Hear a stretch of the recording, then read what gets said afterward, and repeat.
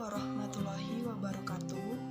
Perkenalkan, nama saya Uci Novianti, NPM 2001030036, jurusan Pendidikan Guru Madrasah Ibtidaiyah, kelas A semester 5. Baik, di sini saya akan menjelaskan materi tentang pertumbuhan, perkembangan, dan perkembangbiakan makhluk hidup. Pertumbuhan dalam biologi mengacu kepada perubahan fisik berupa pertambahan ukuran, volume, tinggi, dan massa.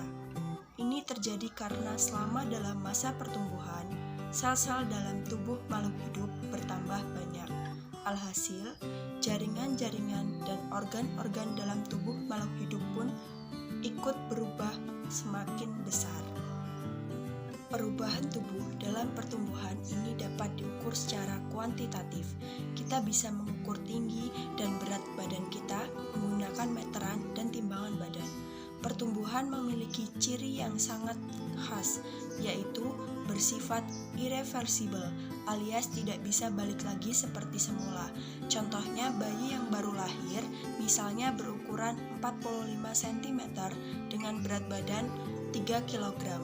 Setelah mengalami pertumbuhan, tinggi badan dapat mencapai lebih dari 150 cm dan berat badan lebih dari 30 kg.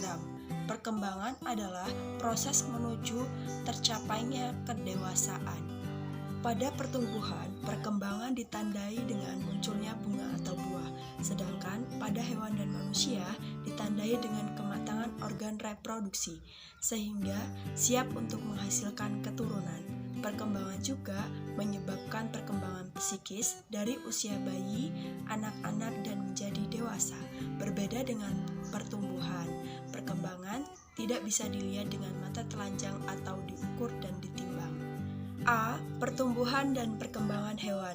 Pertumbuhan dan perkembangan pada hewan diawali sejak terbentuknya zigot dari proses pembuahan dan terus terjadi hingga hewan mencapai usia dewasa.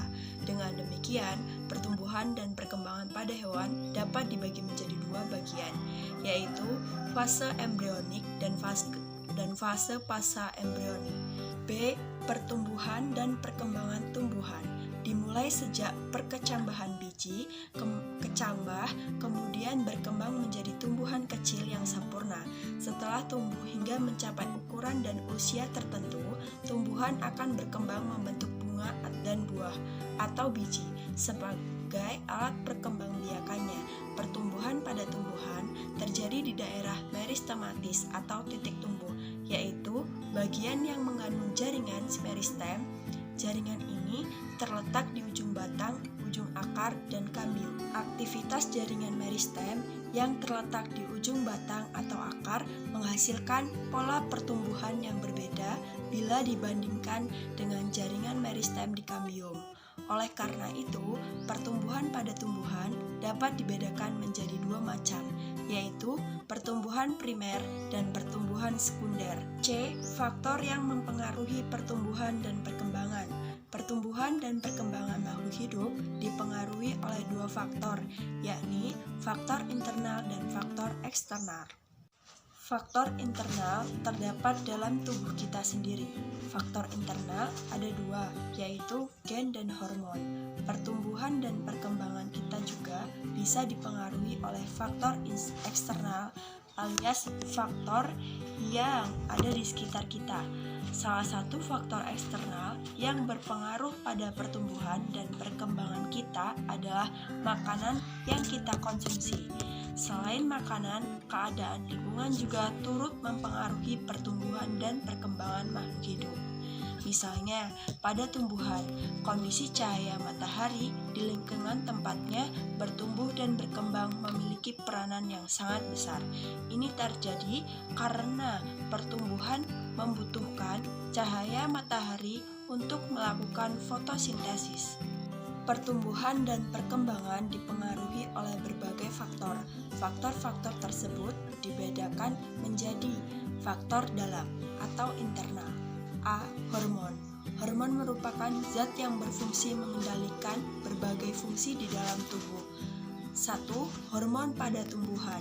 Hormon pada tumbuhan sering disebut fitohormon atau zat pengatur tubuh. Beberapa di antaranya adalah auksin, sitokinin, giberil, etilen, dan asam absisat. 2. Hormon pada hewan. Di antaranya adalah tiroksin, somatomedin, ekdison, dan juvenil. 3. Hormon pada manusia. Hormon pertumbuhan pada manusia salah satunya adalah hormon tiroksin atau dihasilkan oleh kelenjar gondok atau tiron. Ia akan mempengaruhi pertumbuhan, perkembangan, dan metabolisme karbohidrat dalam tubuh. Kekurangan hormon ini dapat mengakibatkan mikodema atau kegemukan. B. Gen. Gen sebagai substansi atau materi pembawa sifat yang diturunkan dari induk. Gen mempengaruhi ciri dan sifat makhluk hidup, misalnya bentuk tubuh, tinggi, warna kulit, warna bunga, warna bulu, rasa buah, dan sebagainya. Gen juga menentukan kemampuan metabolisme makhluk hidup, sehingga mempengaruhi pertumbuhan dan perkembangannya. 2. Faktor luar atau eksternal. Faktor luar yang mempengaruhi proses pertumbuhan dan perkembangan makhluk hidup berasal dari faktor lingkungan. Beberapa faktor lingkungan yang mempengaruhi pertumbuhan dan perkembangan makhluk hidup adalah sebagai berikut. A. Makanan atau nutrisi. B. Air dan kelembapan. C. Tanah. D. Suhu. Dan E. Cahaya. D. Bidang pertumbuhan dan perkembangan manusia. Secara sederhana, ada 4 bidang perkembangan dan pertumbuhan manusia. Bidang-bidang tersebut terdiri dari fisik, intelektual, emosional, dan sosial. Keempatnya saling mempengaruhi satu sama lain dan menjadi penting dalam menentukan faktor yang mempengaruhi pertumbuhan dan perkembangan manusia. Baik, mungkin itu saja yang dapat saya sampaikan. Kurang lebihnya saya mohon maaf.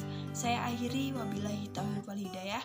Wassalamualaikum warahmatullahi wabarakatuh.